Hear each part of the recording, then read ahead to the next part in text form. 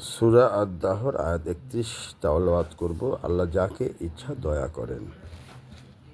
আউযু বিল্লাহি মিনাশ শাইতানির রাজীম। বিসমিল্লাহির রহমানির রহিম। ইউদখিলু মান ইয়াশাউ ফি রাহমাতিহি ওয়াজ-জালিমিনা আ'আদ্দা লাহুম আযাবান আলীম। এর অর্থ হচ্ছে যে তিনি যাকে চান তার দয়ার মধ্যে অন্তর্ভুক্ত করে দেন এবং অত্যাচারীদের জন্য তিনি মর্মন্তুদ শাস্তি প্রস্তুত করে রেখেছেন। তাহলে আল্লাহ পাক যাকে ইচ্ছা করেন দয়া দান করেন।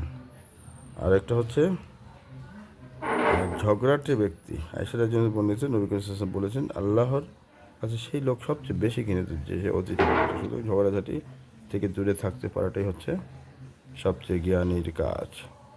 নিদ্রা অবস্থায় ভালো মন্দ স্বপ্ন দেখলে নিম্নাক্ত দোয়া পড়তে হয়।